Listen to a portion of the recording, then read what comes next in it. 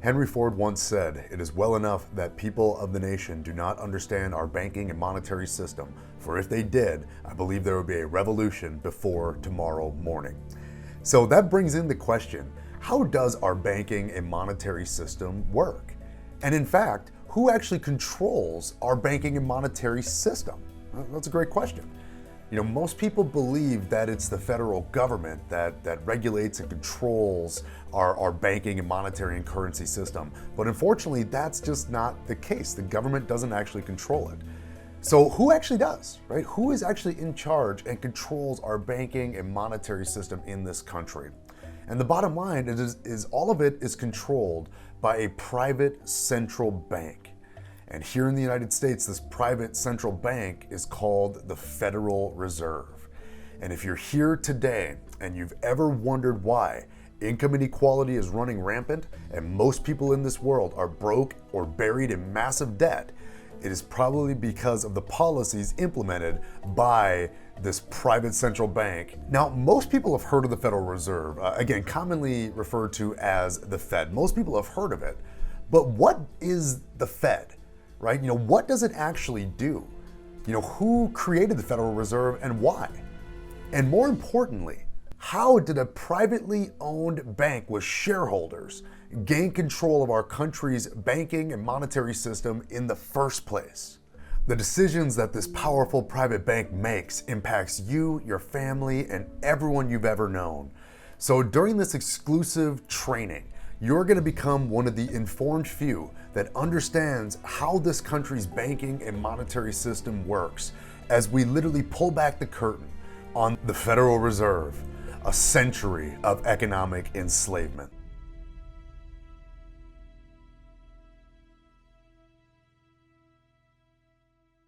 Hey everyone, it's Mike Adams, and on this channel we empower individuals to achieve freedom through improved financial literacy and business ownership. If you're new to the channel, make sure to click subscribe, click the bell so that way you get notified on any and all of our future content.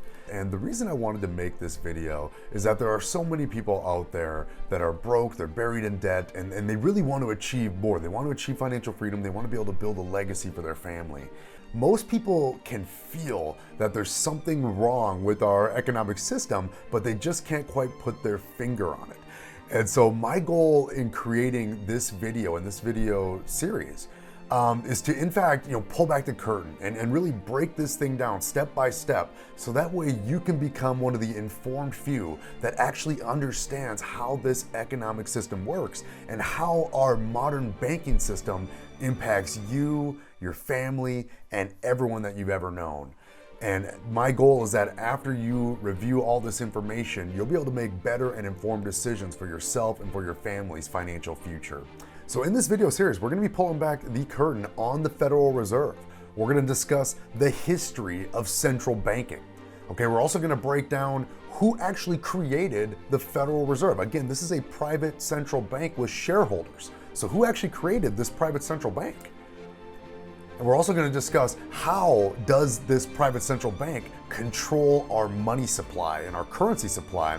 And we're also going to lay out in detail how powerful the Federal Reserve actually is. So you may be thinking, Mike, why is this so important? Quote, some people think the Federal Reserve banks are United States government institutions.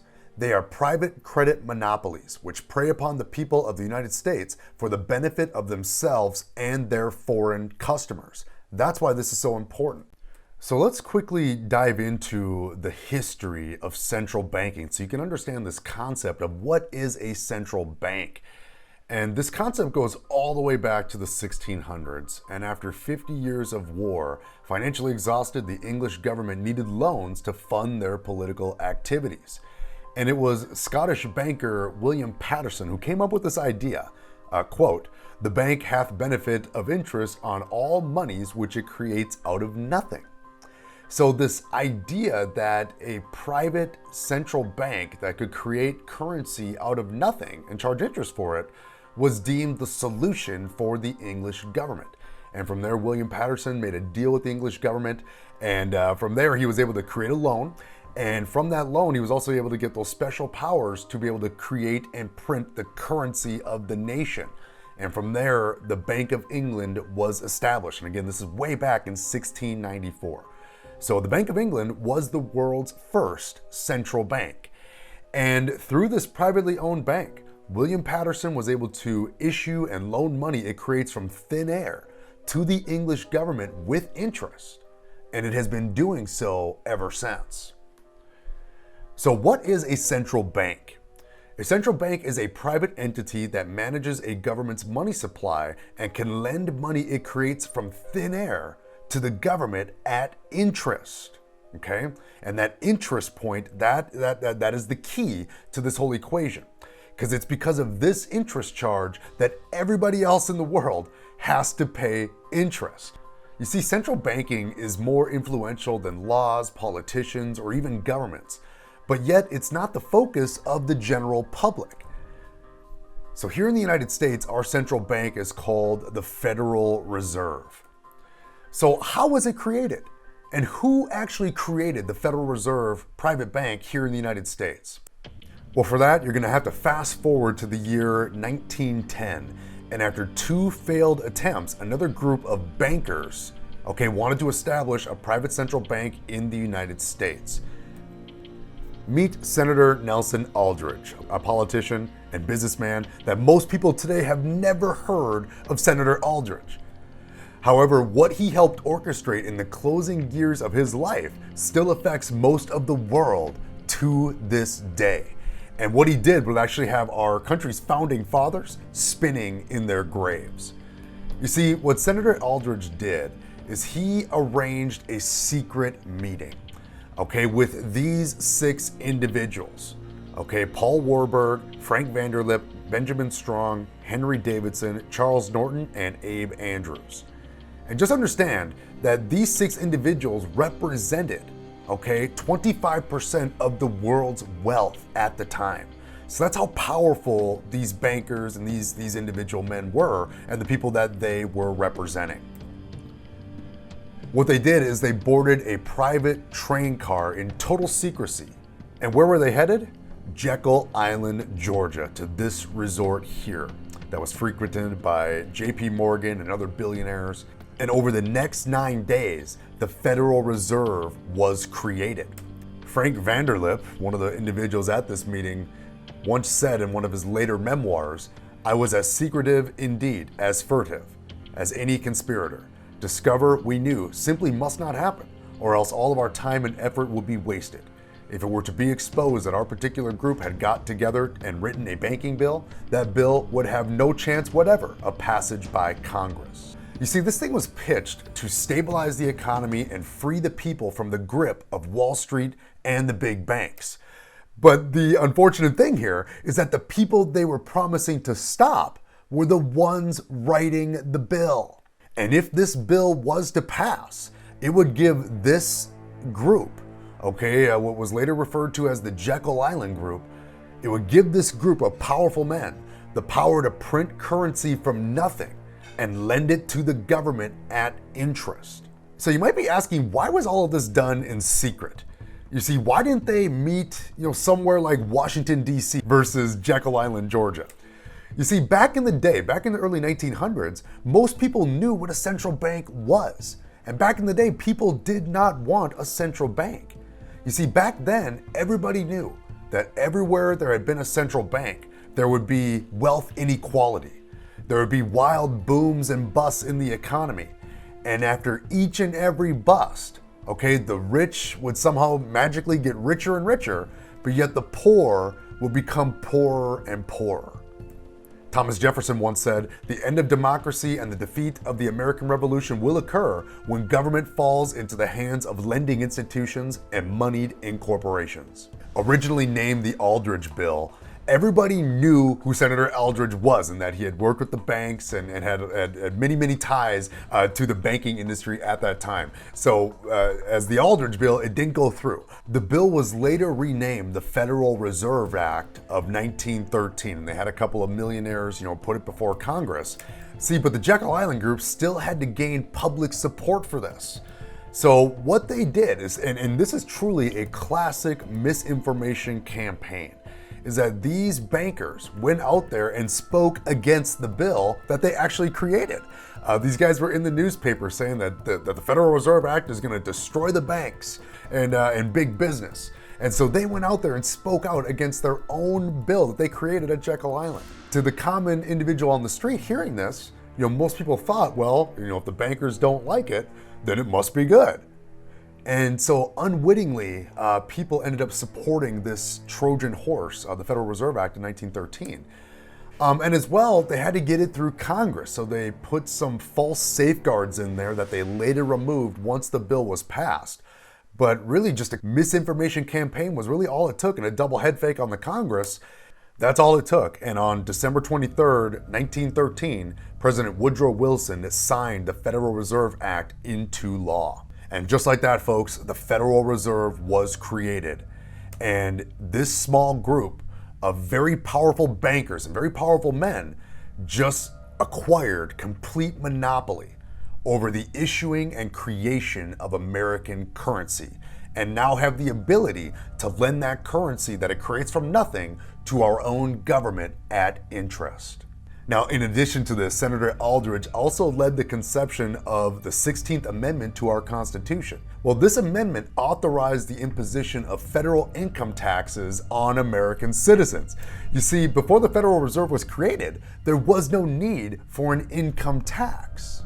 Income taxes only exist so that the government has the ability to pay the interest on currency it has been obligated to borrow from the Federal Reserve since 1913. So income taxes only exist so we can pay interest to the Federal Reserve. So we got to give a big thank you to Senator Aldrich here. In the final years of Woodrow Wilson's presidency, he once said, "I am a most unhappy man. I have unwittingly ruined my country. A great industrial nation is now controlled by its system of credit. We are no longer a government of free opinion, no longer a government by conviction and the vote of the majority, but a government by the opinion and duress of a small group of dominant men." So how powerful is the Federal Reserve? Quote, "Permit me to issue and control the money of a nation, and I care not who makes its laws." Mayer Amschel Rothschild, founder of the Rothschild International Banking Dynasty. The Federal Reserve is the most powerful entity in the country, and they're not ashamed to admit it either. Hear it from Alan Greenspan, former chairman of the Federal Reserve. What is the proper relationship, what should be the proper relationship between a chairman of the Fed and a president of the United States? Well, first of all, the Federal Reserve is an independent agency, and that means basically that there is no other agency of government which can overrule actions that we take. What the relationships are don't frankly matter. You see, in addition to this, the feds can't even be touched by investigating parties. Hear from former Inspector General Elizabeth Coleman. Inspector Coleman, you're the Inspector General for the Federal Reserve, right? Okay. That's correct. Have you done any investigations concerning the Federal Reserve's role in deciding not to save Lehman Brothers, which led to shockwaves that went through the entire financial system? We do not currently have an investigation in that particular area. All right. What about the $1 trillion plus in expansion of the Federal Reserve's balance sheet since last September? Have you conducted any investigations regarding that? We call it a review, and so if you could determine investigation, they have different connotations. Right, but you're the Inspector General. My question to you specifically is, do you know who received that $1 trillion plus that the Fed extended and put on its balance sheet since last September? Do you know the identity of the recipients? I do not know. We have not looked at that specific area. I think it may be important at this point too, just to bring up a certain aspect related to our jurisdiction. We do not have jurisdiction to directly go out and audit Reserve Bank activities specifically. You see, the rules of the Fed are quite clear. Number one, the Federal Reserve shall have the monopoly on creating money in the United States. Number two, the Reserve Bank shall be a private corporation. Number three, the shareholders, the articles of incorporation, and the management of the Fed shall never be open to public scrutiny. And number four, the Federal Reserve can print as much money as Congress requests and charge interest to the U.S. taxpayer. Again, this is money they can print from nothing. So why is this so important? You see, the Bank of England and the Federal Reserve are now the model for all other central banks. There is a central bank, just like the Federal Reserve, in every country in the world, except for North Korea, Iran, and Cuba. Those are the only three countries that don't have a central bank.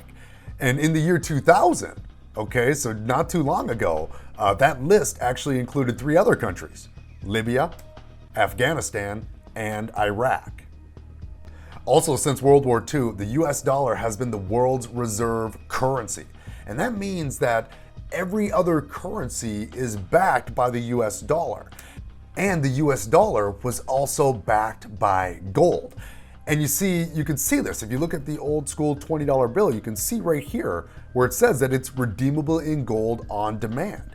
You see, back in the day, every piece of currency used to be backed by gold, even this old school $100 bill from 1928, redeemable in gold on demand. And because of the fact that the US dollar was backed by gold, exchange rates were stable and easier to predict. But then in 1971, due to a falling US dollar and the Vietnam War, President Richard Nixon took the country off the gold standard. I have directed Secretary Connally to suspend temporarily the convertibility of the dollar into gold or other reserve assets, except in amounts and conditions determined to be in the interest of monetary stability and in the best interest of the United States. Let me lay to rest the bugaboo of what is called devaluation. Your dollar will be worth just as much tomorrow as it is today.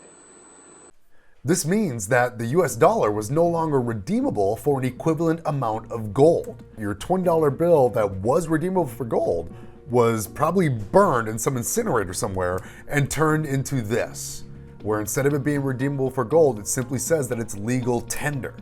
Okay, and even more recent, our $20 bills look like this, where again, it's just a note that is legal tender. But again, you cannot redeem this for gold. What this truly means is that the US dollar was now backed by absolutely nothing. And it has been that way ever since. Now, a currency that is backed by nothing is called fiat currency. And in Latin, the term fiat means let it be done.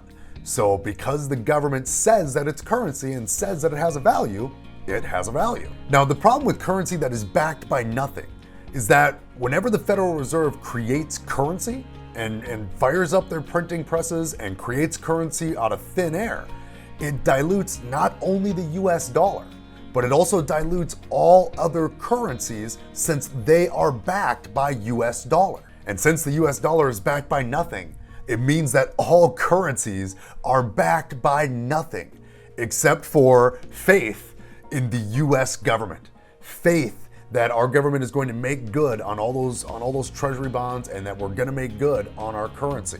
Now just understand this, guys, this faith only exists because most people have no clue how money is created or where it comes from in the first place. Again, if you ask most people where does money come from, they're going to say it probably comes from the government. But as you're learning today, that is not true. Now, I believe that when everything is broken down into its simplest form, that anybody can understand where our currency and money comes from. So how does the Federal Reserve create and issue currency to the general public? Well, again, remember, a central bank is a private entity that manages a government's money supply and can lend money it creates from thin air to the government at interest. But how does the Federal Reserve actually do this? I'm going to show you how the process works. And it's really a simple 7-step process where step 1 is where the government does deficit spending, where we spend more money than the government brings in tax revenue. And when the government does deficit spending, they need to create that money. So what they do is they reach out to the US Treasury and have the Treasury Department create what's called a Treasury bond. Okay, and these Treasury bonds, just before we go any further, these Treasury bonds are our US debt. So when you see the national debt clock and you think, gosh, our country's over $20 trillion in debt, it's because of the issuance of these Treasury bonds. But so what is a Treasury bond? Well, a bond is essentially an IOU. Okay, so it's a promise to pay. I will borrow you $1 billion and then I will pay you back in 10 years plus interest. That is an IOU, that is a bond.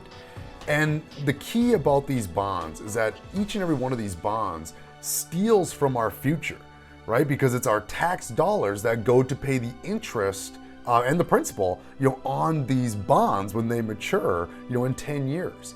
So every time we issue a bond, it is ensuring that our kids and even our grandkids are going to have to pay taxes to make good on all of these treasury bonds. Also note that bond is the root word of bondage.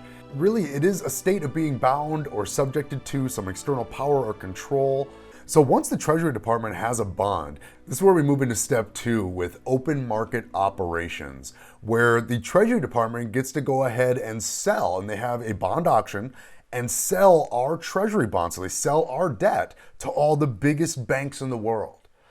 From there, these big banks, through a process called open market operations, and this is where the big banks and the Fed, buy and sell the bonds. Because the big banks, they don't hold these bonds for very long. They turn around and sell these bonds directly to the Federal Reserve. And so the Federal Reserve is going to get out its big old checkbook and write a check from nothing to go ahead and purchase these bonds. So the bond goes over to the Federal Reserve. And now for the big banks, they actually get to sell these bonds to the Federal Reserve at a profit. So the big banks are here to take a cut of our national debt as profit. And as you'll see later, the banks are going to come around and they're going to get their cut of the profits every step of the way. But either way, the Federal Reserve here is going to pull out their big old checkbook and write a big old fake check from nothing to purchase these bonds. And they're going to send that IOU, right? So again, the Treasury bond itself is an IOU. The Federal Reserve is writing a check, which is essentially an IOU. But once this check goes back into the banking system, and presto, out comes currency. So it's this process of open market operations. When you hear people referring to printing money, this is the process of printing money, where again, the Treasury is going to be issuing a bond, and they're going to have a bond auction. They're going to sell it over to the big banks. The big banks are going to sell that bond to the Federal Reserve at a profit. Okay, the Federal Reserve is going to send a fake check to the big banks, and presto, currency comes into existence. Guys, this process is going on 24 hours a day, 7 days a week. And what you end up with here is a buildup of bonds at the Federal Reserve and a buildup of currency over at the Treasury. But here's a critical question. Where does the Federal Reserve's money come from to buy these bonds? They pull out that big old checkbook. Where does the money come from to actually buy the bonds? Well, again, guys, they create it. Okay, the money comes from nothing. And if you don't believe me, hear from the Federal Reserve themselves. Quote, "When you or I write a check, there must be sufficient funds in our account to cover the check. But when the Federal Reserve writes a check, there is no bank deposit on which that check is drawn. When the Federal Reserve writes a check, it is creating money." You can even hear it directly from Ben Bernanke, former chair of the Federal Reserve. Thank you, Mr. Chairman. Chairman Bernanke, I'm looking at the report that you handed out this morning. There's a table on page 26 which consists of your balance sheet. And one of the entries on the balance sheet is under assets, central bank liquidity swaps, which shows an increase from the end of 2007 from $24 billion to $553 billion and change at the end of 2008. What's that? Those are swaps that were done with foreign central banks. We're not lending to those banks, we're lending to the central bank. The central bank is responsible for repaying us. So who got the money? To financial institutions in Europe and other countries. Which ones? I don't know. Well, let's start with which central banks got the money. There are 14 of them, which are listed in our, I'm sure they're listed in here somewhere. Who made that decision? The Federal Open Market Committee. And under what legal authority? We have a long-standing legal authority to do swaps with other central banks. My counsel says Section 14 of the Federal Reserve Act. All right, well, the Constitution says no money shall be drawn from the Treasury but in consequence of appropriations made by law. This money is not drawn from the Treasury. Well, let's talk about that. Do you think it's consistent with the spirit of that provision in the Constitution for a group like the FMOC to hand out $500 billion to foreigners without any action by this Congress? Congress approved it in the Federal Reserve Act. But the Federal Reserve Act was in 1913. Is it safe to say that nobody in 1913 contemplated that your small little group of people would decide to hand out $500 billion to foreigners? So now that that money goes into the Treasury is able to send that money up to the government, and from there we move on to step 3, where the government actually spends the currency on all of their various promises, programs, services that they provide, and also war. And obviously we had a big military budget here in this country. So at this point you may be wondering, so how does the money get into general circulation?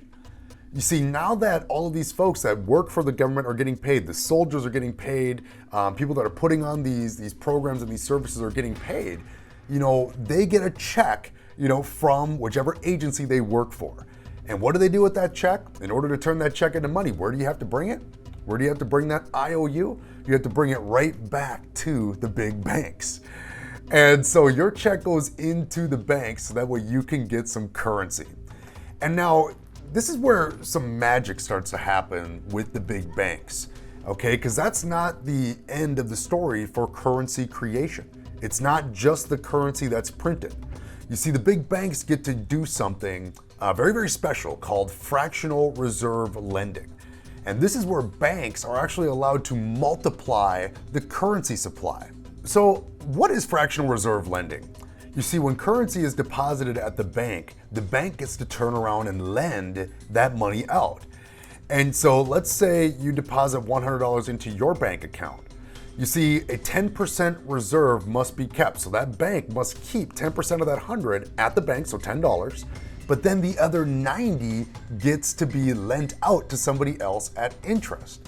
Now, if you were to log into your online bank account, it's still gonna show you that you have $100 in your account, even though they lent out 90 of it. Because that $90 has been replaced in your account with what's called bank credits.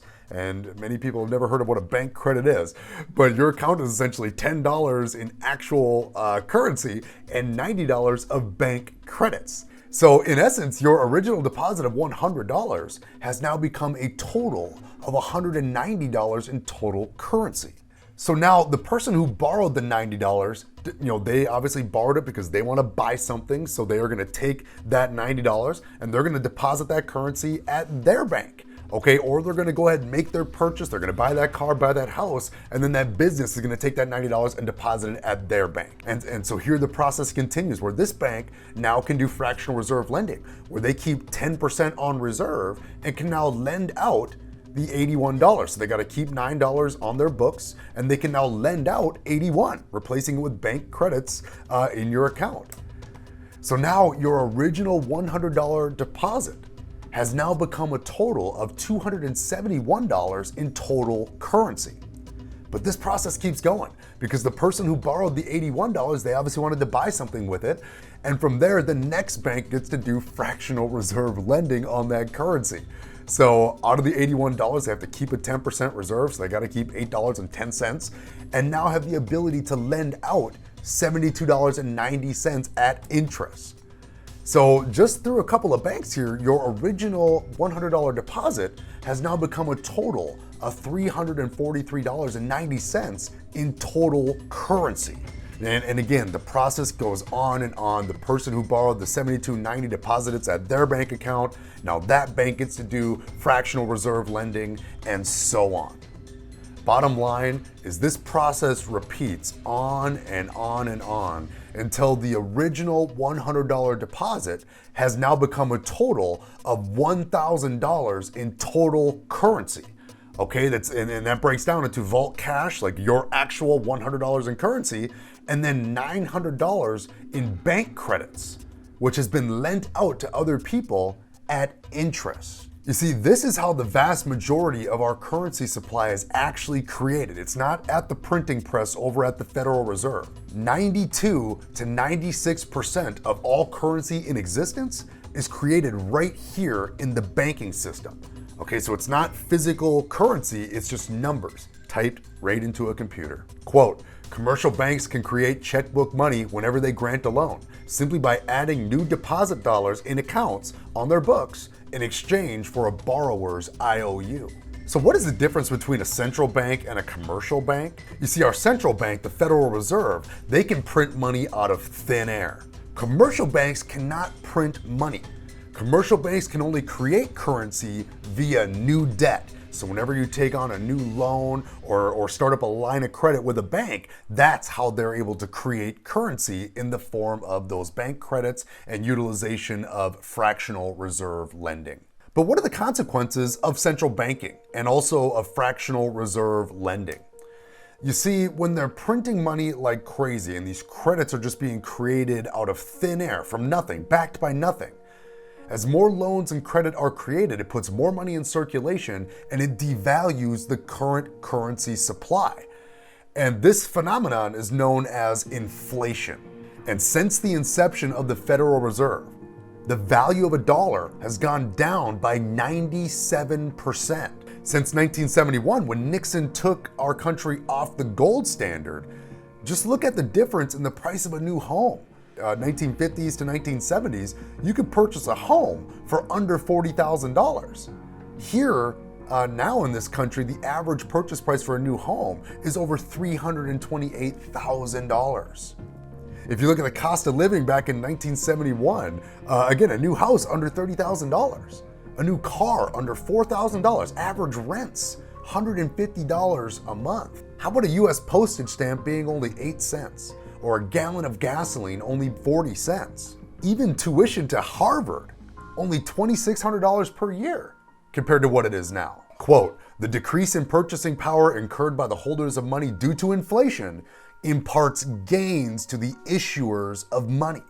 So those who actually issue our currency benefit from inflation. You see, in this debt-based monetary system, things will always get more expensive. Inflation is a hidden tax that we all pay for the fraud of money printing. Easy money now for a tax on future generations. Now, this used to be less of a problem because wages used to go up at a higher percentage rate than inflation.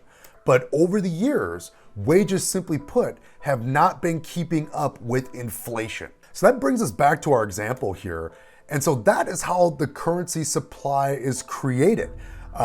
Through printing it at the Federal Reserve and through fractional reserve lending at the commercial banks. And so this brings us to step 5, where we actually work for this currency supply. So all of our blood, sweat, and tears, we go to school, get good grades, get a degree so we can get a great job and work our way up for a piece of this currency supply. We are the ones that give this currency its value because we are willing to exchange our blood, sweat, and tears for this currency. Now, if you thought all that was crazy, then when we move on to step 5, our currency is taxed. So every one of us on our income has to pay taxes every single year, to where part of our currency goes directly to the Internal Revenue Service, where they collect taxes from every single person that earns income. You see, most people think that their tax dollars go to pay for public works, roads, bridges, and schools, things like that. But in essence, your tax dollars go directly to the US Treasury. And they have to take care of their first obligation, which is making good on the faith of the country, making good on the faith that our country pays its debts. And what are our debts? It's those Treasury bonds. So the United States Treasury doesn't just send that money back up to the government. First and foremost, they got to take that money and send it directly to the Federal Reserve to pay principal and interest on those bonds that the Federal Reserve has been stacking up that it purchased with a check that came from nothing. This moves us into step 6, where you hear a lot about the debt ceiling. So why is the debt ceiling an illusion in a debt-based monetary system? Quote, the dollar represents a $1 debt to the Federal Reserve System. The Federal Reserve banks create money out of thin air to buy government bonds from the US Treasury, and has created out of nothing a debt which the American people are obligated to pay with interest. So why is the debt ceiling an illusion in a debt-based monetary system? Well, remember how the banks can create currency from nothing? You see, they create it from nothing, but it immediately creates something. It creates debt, okay? JP Morgan said it best, gold is money, everything else is credit. You see, our system is no longer backed by gold. It is backed by debt. Whenever the Federal Reserve prints currency or a commercial bank creates a loan, it immediately creates an IOU or a debt that must be paid back either to the commercial bank or to the Federal Reserve with interest. And that's why it's been said that debt is currency and currency is debt. In a debt-based monetary system, it requires that the debt always goes up. With the system set up the way that it is, people and governments must become more in debt so that there is more money in the system to service the interest on the existing debt. Imagine if you were the first person and you loaned the first US dollar into existence. But when doing so, you also agreed to repay back that dollar with another dollar in interest. Here's my question. Where does the additional dollar come from in order to pay the interest? And the bottom line is you'd have to borrow it. It doesn't exist. So you'd have to borrow that dollar into existence in order to pay back the interest on the original dollar that you borrowed. But now you owe $2. So how do you pay that back? And this would go on and on and on. There will always be more debt than currency in the system. If every penny on the planet was sent into the banks to pay off debt, there would still be debt. And why? Because the currency to cover the interest is never created. And it's because of this that somebody is always going to be in the books. There is always going to be a segment of our economy or a segment of our community that is not going to have enough funds to make good on their debts. So bankruptcies, foreclosures, businesses shutting down, that is all programmed into this system, thus creating a never-ending cycle of perpetual debt. Now, if everyone stopped borrowing money and simply paid down their debt and loans, there would be less currency in the system. You see, money and debt are kind of like matter and antimatter. Whenever you send in money, it extinguishes that part of the debt. So if you send in $100, it's going to extinguish $100 worth of debt. But as we already demonstrated, if every dollar went in, there would still be debt left over. The economy would begin to slow down and we begin to experience what's called deflation. You see, guys, this is why the debt ceiling is a farce. You know, as politicians that understand how this system works, you know, they will always kick the can down the road. They're always going to raise the debt ceiling versus having this deflationary collapse happen on their watch. So now that we know the debt ceiling is a farce and they are going to always create more and more debt because we need to be able to pay the interest on these treasury bonds, that finally moves us on to the final step here, which is step 7. Where the secret owners of the big commercial banks and the Federal Reserve finally get paid. Now, originally when the Federal Reserve was set up, the ownership stakes were given out to all the big banks that were a part of the Federal Reserve system. But due to mergers and acquisitions over the years, it's really hard to trace who exactly owns the Federal Reserve. So the secret owners are able to get paid on selling our national debt to the Federal Reserve at a profit.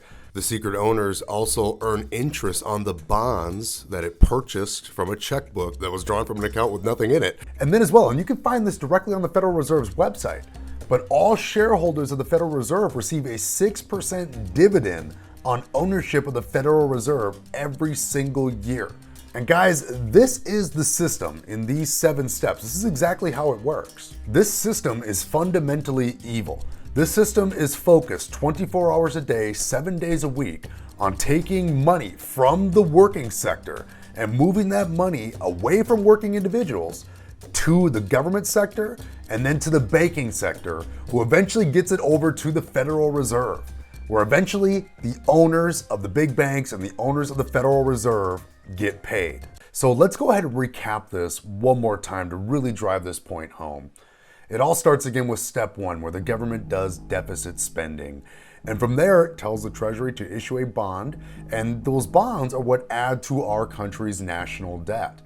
These bonds, through step 2, through a process called open market operations, where the Treasury sells these bonds to the largest banks in the world.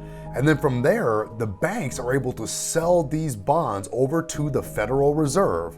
and they're able to make a profit on that sale. From there, the Federal Reserve is able to write their own IOU. They're able to pull out their big old checkbook and write a check from nothing and send their IOU, their check, right back to the commercial banks to purchase the bond. And from there, currency springs directly into existence. And again, guys, it's this process of buying and selling bonds. It's this process of open market operations. You know, when you hear people talking about printing money, this is the process that they're talking about. Okay, again, the treasury bonds are sold to the banks sell those treasury bonds to the Federal Reserve for a profit. The Federal Reserve writes a check, okay, from nothing and gives that check to the commercial banks, which they are able to turn directly into currency, okay, which can then go back to the Treasury Department. Once the funds go to the Treasury Department, from there it's turned over to the government where they can finally begin with step 3, which is making good on all of their promises. Step 3 is how money and currency actually gets into the general public, or gets circulated to the general public, because all of the folks that work for the government, work on these social programs or in the military, they're getting paid these government checks.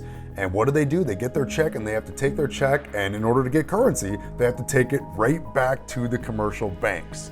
And so they deposit their checks into the banks. From there, we move into step 4, where the banks are able to multiply the currency supply by using fractional reserve lending. And that's what makes up our total currency supply.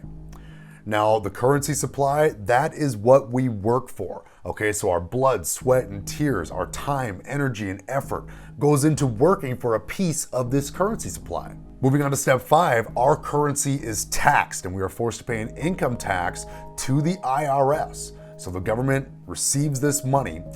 And many folks, again, think that our tax dollars go simply for public works, roads, bridges, and schools.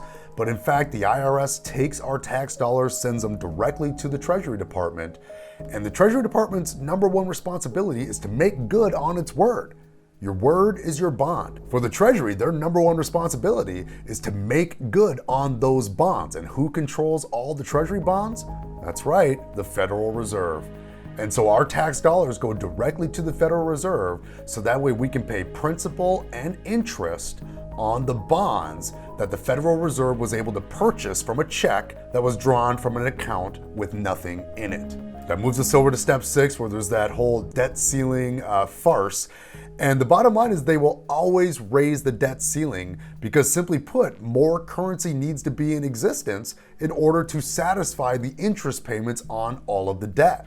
That moves us there to step 7, where the secret owners finally get paid. And from there, the big banks and the owners of the Federal Reserve are making money on selling our national debt to the Federal Reserve at a profit. The secret owners are able to get paid on the reserves that are being held at the Federal Reserve at interest. And from there, the owners of the Federal Reserve are also paid a 6% dividend on their stake in the Federal Reserve. And that's the entire process in 7 simple steps. So how does the Federal Reserve control our currency supply? Well, they control it by adjusting the overall currency supply, or the amount of currency that's in circulation, and also by determining how much it costs to borrow. And this is referred to adjusting interest rates. You see, with these tools, the Federal Reserve can create booms or busts at will and possibly derail an economy by messing with it. You see, when interest rates are high, borrowing money is more expensive. And because of that, less people are going to want to borrow money and create those bank credits. When rates are low, that means it's cheaper to borrow money. And this is what's going to put more money into the system and actually can stimulate an economy. However, every single US dollar that's created, or bank credit that is created, must be paid back either to the Federal Reserve or to a commercial bank with interest. You see, in the year 2000, Alan Greenspan cut interest rates to 1% to offset the dot-com bust of 2000. You see, he wanted to create a bit of a wealth effect. People were feeling the damaging effects of the dot-com bubble. They were afraid to borrow money. So by reducing interest rates, he wanted people to feel that they could go out there and loan more money. Property values, everything was kind of going up. And he definitely created a wealth effect because people kept borrowing and borrowing and borrowing, and eventually they borrowed too much. And this is what led to the mortgage crisis of 2008, where people over-borrowed. And by the time those adjustable rates came due, people were not able to service their own debt anymore because of all the interest. Now, of course, we cannot ignore the corrupt bankers that took part in the 2008 mortgage crisis, but it was the Federal Reserve who set the stage for these bankers to take advantage of this easy money. Whoopsie daisy. So how does our banking and monetary system work? And who actually controls our banking and monetary system? It is the central bank that controls our economy, and it's the central bank and the commercial banks that create and control all of our currency. So when people actually knew what a central bank was, what did people think of them? Thomas Jefferson once said, "If the American people allow private banks to control the issuance of their currency, first by inflation and then by deflation, the banks and corporations that will grow up around them will deprive the people of all of their property until the children will wake up homeless." And to go all the way back to Big Ben Franklin, the colonies would have gladly borne a little tax on tea and other matters had it not been that England took away from the colonies their money, which created unemployment and dissatisfaction. The inability of the colonists to get power to issue their own money permanently out of the hands of King George III and the international bankers was the prime reason for the Revolutionary War. And most people, you hear about the old Boston Tea Party and you think, hey, we went to war because we didn't want to pay them taxes. We went to war because the colonists wanted to be able to issue and create their own currency, and were sick and tired of the currency system that they dealt with over in England that was perpetrated by the Bank of England itself. Andrew Jackson once said about the second central bank, so the central bank that preceded the Federal Reserve, "The bold effort the present central bank has made to control the government are but premonitions of the fate that await the American people should they be deluded into a perpetuation of this institution or the establishment of another like it." People back in the day understood that central banks and the central banking system was a system that was, again, built back in the 1600s. It was meant to enrich very, very few at the expense of the many. Now, to be clear, central banks aren't inherently bad. They just need to be part of the government, as the government shouldn't have to pay interest on its own currency. Again, guys, it's this interest that our own government has to pay to have a currency system that is the reason that all of us have to pay interest and all of us have to pay income taxes. And it's because of this interest that our government will always be in debt. And you, your kids, and your grandkids will be forced to pay taxes to service the interest on this debt to the Federal Reserve. Now, over time, we've had a few presidents speak out about central banking. Quote, "Whoever controls the volume of money in any country is absolute master of all industry and commerce." James Garfield. President Abraham Lincoln once said, "The government should create, issue, and circulate all the currency and credits needed to satisfy the spending power of the government and the buying power of consumers. By the adoption of these principles, the taxpayers will be saved immense sums of interest. Money will cease to be the master and become the servant of humanity." And President Lincoln actually did issue his own currency called the greenback. And of course, we know what happened to President Lincoln.